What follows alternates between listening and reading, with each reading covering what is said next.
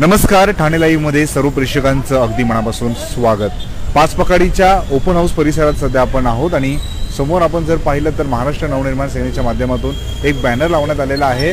बॅनरवरती जर मजकूर पाहिला तर अर्धा देश महाराष्ट्रात येऊन स्वतःचं पोट भरत असेल तर महाराष्ट्राला हिंदीची नव्हे तर देशाला मराठी भाषा शिकण्याची गरज आहे।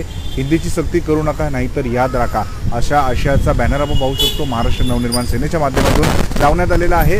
प्रितेश मोरे आपल्यासोबत जोडलेले आहे, आपण त्यांच्याशी संवाद साधणार आहोत आणि या बॅनर विषयी त्यांचं म्हणणं जाणून घेणार आहोत।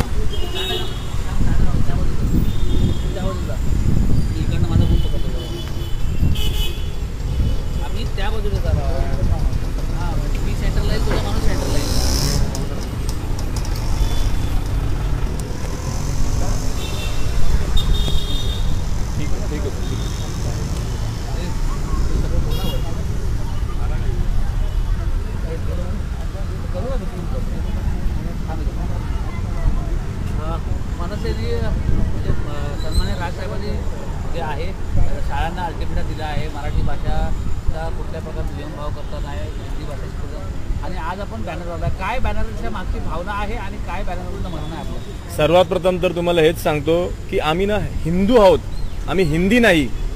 तर आमच्यावरती ना आमच्या महाराष्ट्रात जिथे आमची आई ही मराठी आहे तर आमच्यावरती ना हिंदी भाषा लादू नका। आमच्यावरती असू देत किंवा शिक्षणामध्ये असू देत हिंदी भाषा आमच्यावरती लादू नका, आमच्या मराठीला ऑप्शनमध्ये ठेवू नका, हेच आमचं म्हणणं आहे। त्यामुळे आम्ही बॅनर लावलाय। बॅनरमध्ये एवढंच सांगत आहोत की ह्या देशातून अर्ध्याहून जास्ती देश त्यांचं पोट भरायला या महाराष्ट्रात येतो, या मुंबईत येतो। जर त्यांना हिंदी भाषा शिकणं गरजेचं नाही आहे तर त्यांना ही मराठी भाषा शिकणं गरजेचं आहे, कारण की महाराष्ट्रात मराठी ही आमची मातृभाषा आहे।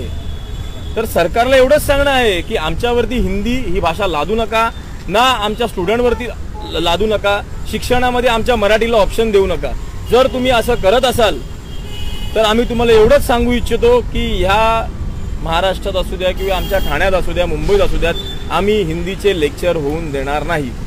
जर तुम्ही असंच करण्याचा प्रयत्न करत असाल, तुम्हाला जर दिलेले आम्ही काही पत्र पाठवलेले आहेत, पत्रानुसार जर तुम्हाला संबंधणार असेल तर ठीक आहे, नाहीतर आमची भाषा ही अख्ख्या महाराष्ट्राला माहितीच आहे की आम्ही कोणत्या भाषेत काय करतो ते। राज ठाकरे यांच्या विषयावर नियोजन त्यांनी असं म्हटलं आहे की आम्ही कुठल्याही प्रकारे हिंदी सक्तीची गरज नाही, परंतु हिंदी शिकणं गरजेचं आहे। हिंदी शिकणं गरजेचं आहे। तुम्ही बाहेरच्या राज्यात जा ना, तुम्हाला महाराष्ट्रात कशाला पाहिजे हिंदी शिकायला?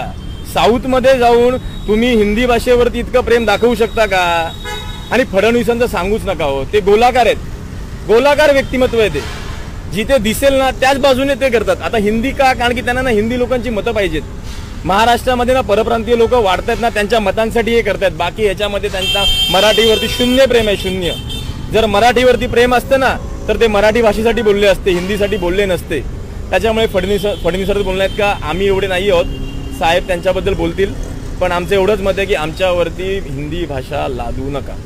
संपूर्ण महाराष्ट्रात, संपूर्ण देशातून भारतात लोक पोट भरण्यासाठी येतात आणि इकडे पोट भरतात, तर अशा लोकांना मराठी शिकणे किती गरजेचं आहे? 100% गरजेचं आहे। जर तुम्ही साऊथला गेलात ना तर तुम्हाला त्या भाषेत बोलावं लागतं, जर तुम्ही तिथे हिंदीत बोललात ना तर ते नाही बोलत। इव्हन तुम्ही गोव्यात जरी गेलात ना तरी तुम्हाला कोकणी भाषेत बोलावं लागतं, त्यांची जी कोकणी लँग्वेज त्याच्यामध्ये बोलावं लागतं। ते लोक देखील हिंदीत पहिले बोलत नाहीत, पण महाराष्ट्रात ना आपलेच काही मराठी भाई आहेत की ज्यांच्यामुळे ना ही राजकारणी लोक आहेत ना हे असं करतात। या मराठी भैयांमुळेच ना आपली भाषा ही दुय्यम दर्जाची समजली जाते।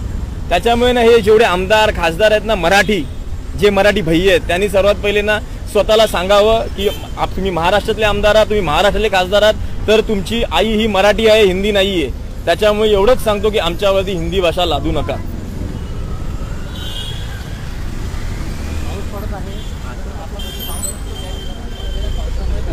आहे माईक पण थोडा